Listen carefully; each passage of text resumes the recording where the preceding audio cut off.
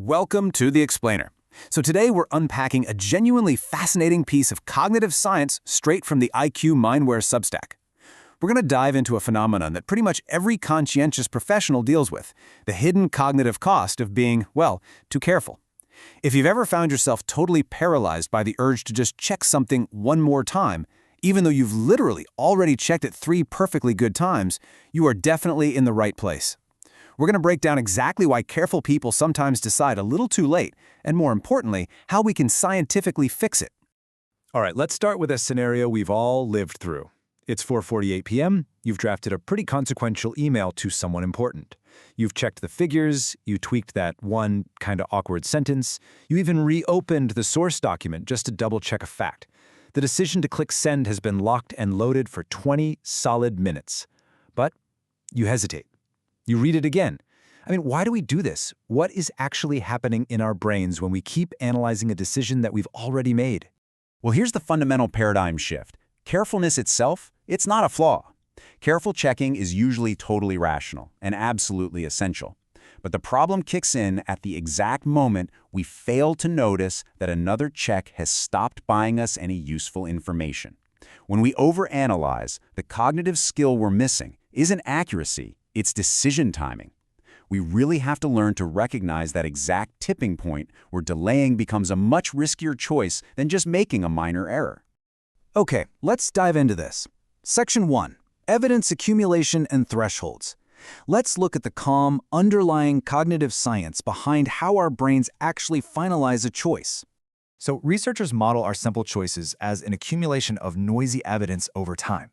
You can imagine how information favoring one option or another steadily builds up, and when that accumulating evidence finally hits a specific tipping point, what cognitive scientists call a decision threshold, you commit. You click send, you approve the project, you make the call.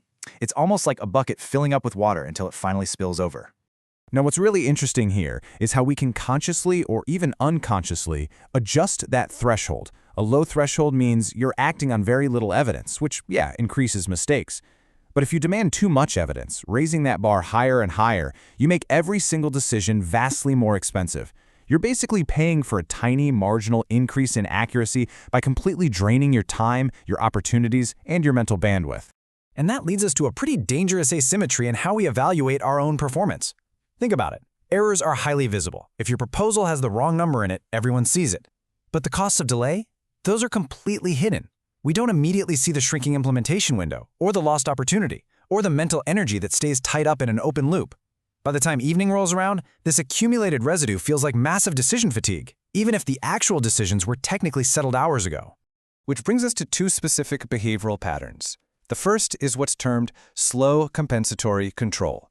Now, this isn't a personality flaw. It's a state where your understanding is solid, but your uncertainty consolidates way too slowly. You just can't seem to shift gears from analyzing to committing. The direct opposite of that is fast, brittle control. This is where someone mistakes an early sense of coherence for actual sufficient evidence. They jump the gun way before validity is anchored. But what's really wild is that the exact same person can show both patterns in a single afternoon. Actually, scratch that. One usually causes the other. Picture this. You spend 3 days slowly and carefully perfecting a document, constantly delaying the final decision. But because the deadline is looming, your threshold totally collapses. You end up handing it off to the implementation team with 0 time left, forcing them into a panicked, fast, brittle state. So a careful beginning collapses into a rushed, stressful execution. We call this the overrun-crunch cycle. Section 2. AI and endless search spaces. So why is this cognitive bottleneck suddenly becoming a modern crisis? Well, it's because our new technology is fundamentally changing the entire landscape of how we gather information. Generative AI essentially expands our search space infinitely. Think about it. If you ask an AI to compare 2 software brands, it gives you 3 criteria. Ask it for more, it gives you 10. Ask again, you get 50. There is literally no longer a natural edge to our information search. You can always find another counterargument, another stakeholder perspective, or just another risk scenario. Because AI can endlessly generate these considerations, the simple exhaustion of information can no longer be our trigger to stop analyzing. The scarce resource in the modern workplace isn't another answer anymore. It's a value-based stopping rule. We have to rely on a crystal-clear view of our own values to decide what actually matters, what outcomes we're actively trying to protect, And realistically, how much uncertainty is acceptable? Section 3, using a sufficiency gate. And this brings us to the scientific solution to this whole problem. How exactly do we build that stopping rule? We use what's called a sufficiency gate. Before you seek out even one more piece of data, before you reread that email for the 5th time, you absolutely must ask yourself this ultimate diagnostic question. What new information would genuinely change this decision?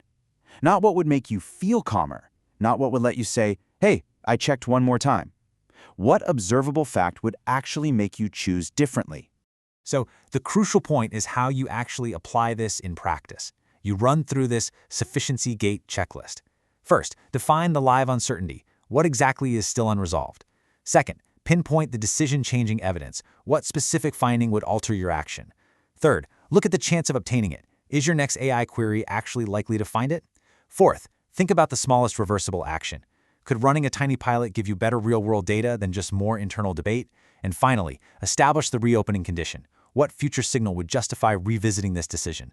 This checklist is exactly how you stop analyzing and start acting. All right, let's move on and see how this builds into our broader strategy. Because the goal here isn't to permanently lower your threshold and just start acting recklessly. No, the goal is a flexible threshold. You raise the bar when the cost of error is massive or irreversible, like a major clinical decision or signing a 5-year contract. But you drastically lower the threshold when the cost of delay means you might miss a market window, or when an action is highly reversible. You basically tune your threshold to the specific pressures of the task. Section 4, training better decision timing. So understanding the sufficiency gate is the first step, sure, but how do we actively practice this? How do we actually train that mental change of gear from overanalyzing to confident commitment? Well, this is where applied cognitive training comes into play. IQ Mindware's Cognitive Control Coach is built exactly for this. Their app actively measures and trains a specific cognitive bottleneck. It puts you in these scenarios where you have to find a signal, accumulate just enough evidence, and then adjust your commitment based on changing deadlines and consequences. It literally trains your brain to recognize when to hold back and when to let go, and then transfers that skill across all sorts of workplace challenges. Ultimately, this all comes down to a really empowering realization. If you are someone who gets caught in these checking loops, it just means you care. And careful people don't need to suddenly become careless. You don't need less care, you just need much better control over where that care is spent. Your attention is a finite resource, and it deserves to be deployed strategically, not just wasted on redundant checks. I want to leave you with a question to carry into your workday. The next time you find yourself hesitating over that finished project, ask yourself, is your next check actually buying accuracy, or is it just buying time? Thank you so much for joining me on this explainer. Keep this question in mind, put those sufficiency gates to work, and take back control of your decision timing. See you next time.